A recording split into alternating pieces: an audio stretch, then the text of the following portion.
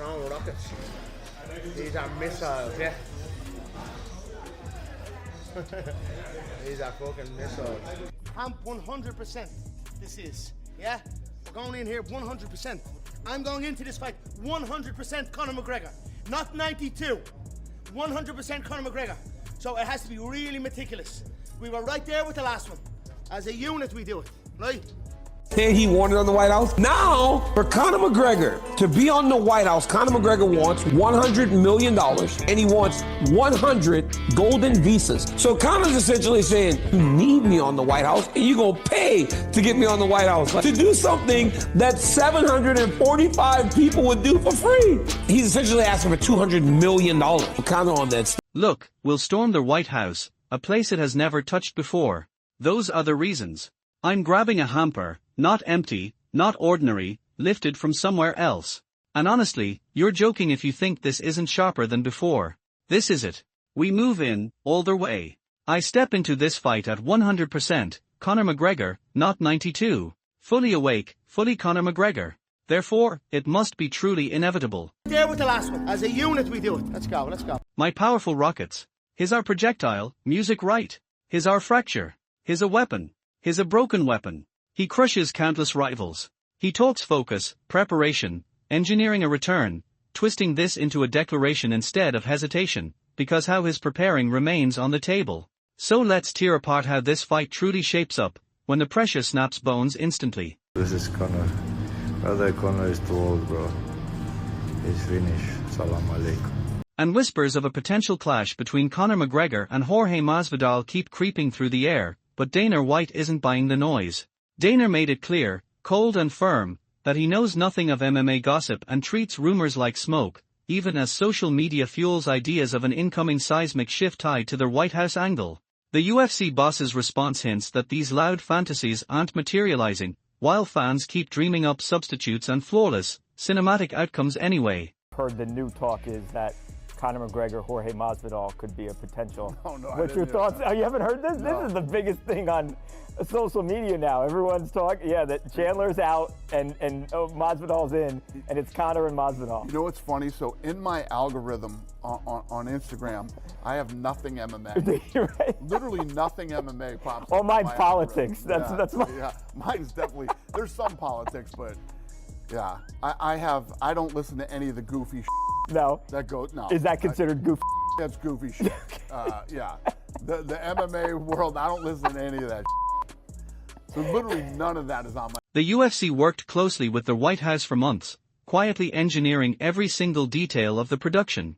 Dana described the White House event as something genuinely one of a kind, rare, and impossible to replicate. He explained that his team built intensely precise visual models mapping the entire venue. They calculated everything, from the shape of the grounds to the way light slices through shadow, altering the seats and the mood itself. According to Dana, this obsessive level of preparation pushes it beyond ordinary planning. Yesterday, my team, they put together, we come up with a whole plan for production, how it's going to work. My head of production, Craig Borsari, has been working with the White House, for a couple months now, and they build this video rendering of like every tree that's on the property and all this stuff. It's exactly the way it is.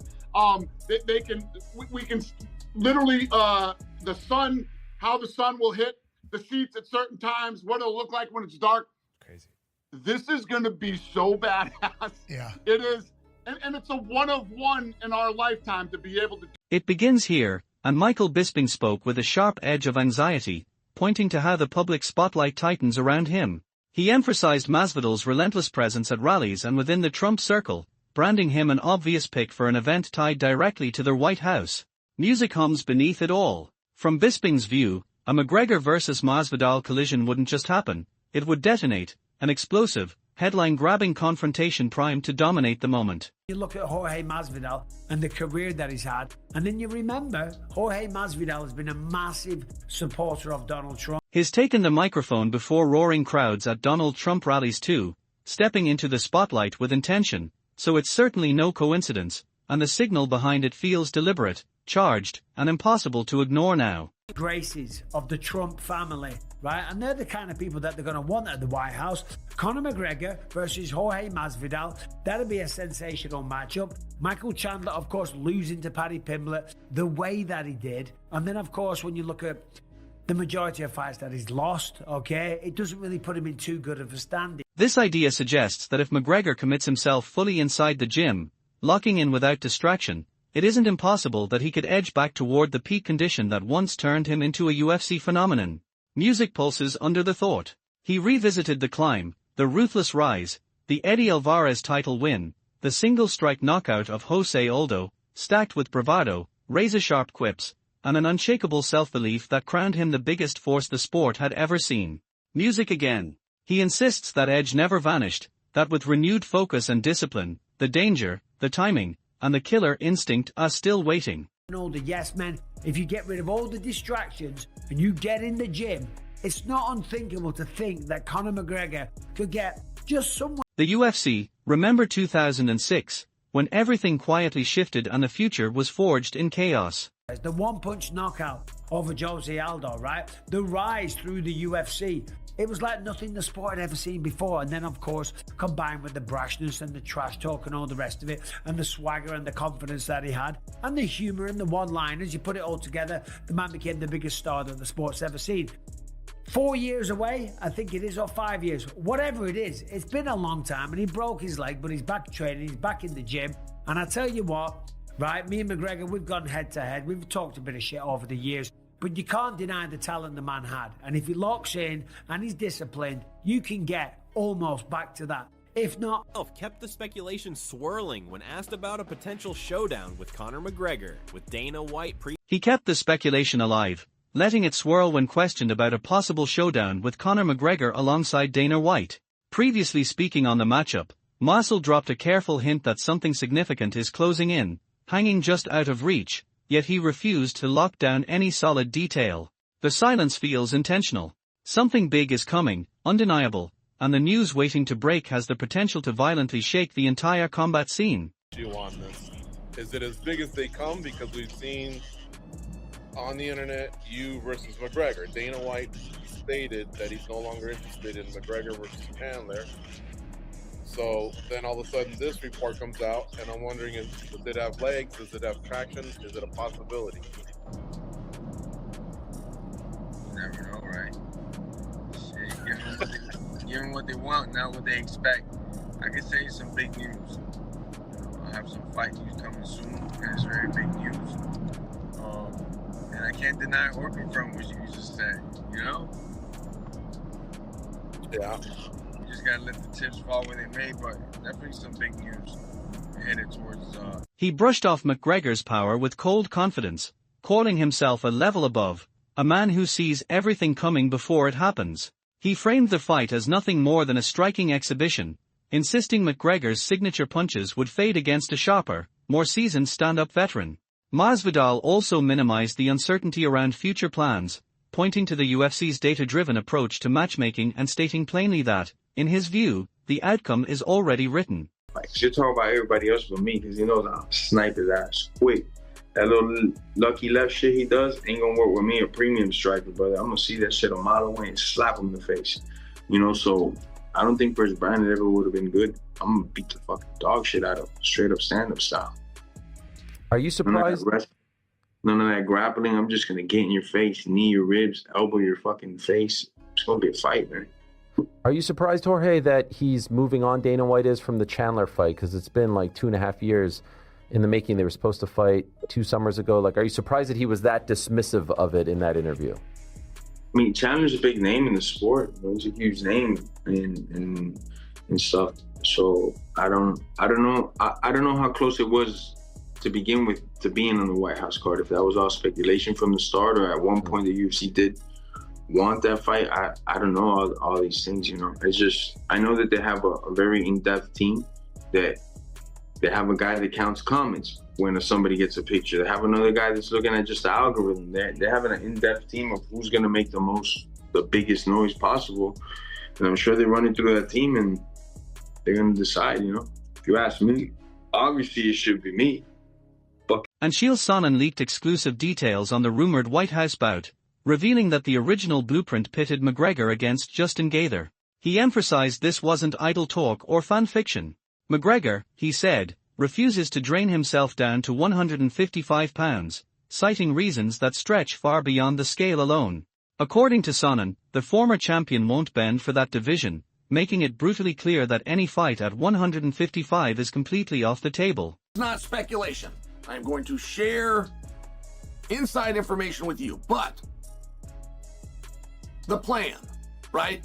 Everything's a little loose, but the plan, the operating plan was that Conor McGregor at the White House would fight Justin Gaethje. So it was also a belief. One thing Conor does not want to do, and again, this is not speculation. I'm protecting my source, but telling you, giving you some real information here, accurate. One thing Conor does not want to do is go down to 155 pounds. And he doesn't want to do it for a number of reasons, and none of which bigger than just going, why? What for? Like, that's not what this is about. It doesn't matter what this weight class is. Okay.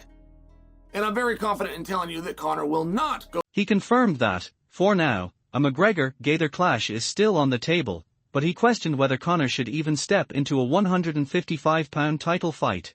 Sonnen noted that McGregor has no intention of dropping to that weight, despite the promotion's persistent nudging. He pointed out that fans had been promised a specific matchup and had patiently awaited it. Once every alternative is carefully considered and weighed, the scales could ultimately tip back toward the very fight the spectators have long been anticipating. Right here, right now, Gaethje McGregor is still on the table.